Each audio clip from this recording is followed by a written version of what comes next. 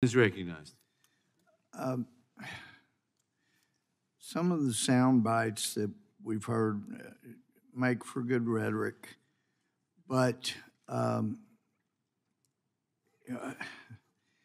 for example, to say these arbitrations are at secret locations, well, if that's nice rhetoric, but if they're secret locations, then the parties couldn't find it. They can't be at secret locations. They got to be where people know where to go for arbitration. Will the gentleman yield? No, I won't. I've got a lot of points to make here, and I'm going to run out of time. No, you won't. You misinterpreted what I said. I'll yield back. And that was not your comment. I did not hear you make that comment, by the way. Well, then the gentleman misinterpreted what I said then. Well, I heard the term used, arbitration being at secret locations, so that is what it is. But to say we're going to decide, basically as judges, that any arbitration clause that's agreed to before a contract is actually made is forced, that sounds like a judicial decision. And just for a little educational purposes, I was educated. I don't know if there's anybody here that's ever gone through all the international arbitration training to be an international arbitrator. I've never done it, but I went through and passed the 3 days of testing. But what you find out when you really dig deeply is, for example, with regard to international disputes, these are often between businesses that do businesses before and after disputes arise. They may have one supplier. They don't have time to go to one country's courts where they're not going to get a fair trial, where it's going to be outrageous, where maybe judges are more political than they are judicial.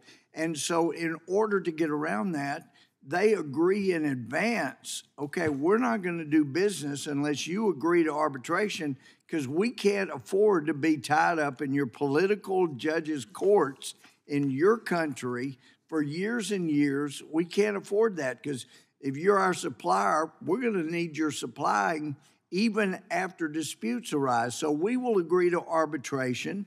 And the best arbitration that I've observed occur, and it seemed to be most fair, each side gets to pick one arbitrator, and then those two arbitrators choose the presiding arbitrator, and it creates a much more fair environment than like I've observed in courtrooms as a litigator, where the judge turns to the plaintiff's lawyer and says, is he right about that objection?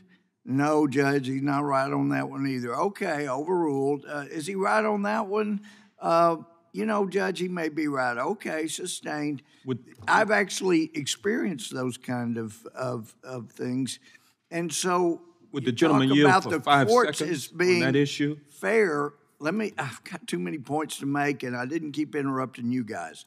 All right, so if we want to say that if a claim involves sexual abuse or sexual harassment, that cannot be forced arbitration, that's something we ought to take up because that does sound like there's been a great deal of unfairness.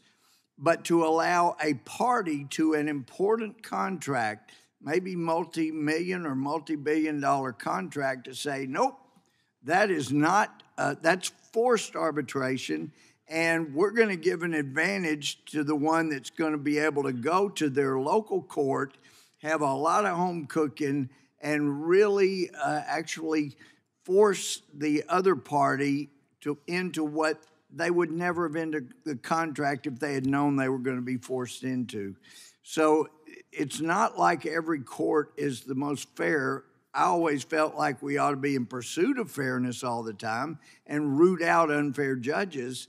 But in commercial transactions, for this group to say, we're not going to allow you the opportunity to contract to avoid the problems that arbitration in many business cases really provides, I think is unfair, and I don't think it's very wise, and it may be another factor that forces businesses into other countries. My time's expired, so I yield. Gentleman yields back. For what purpose does Ms. McBath seek recognition?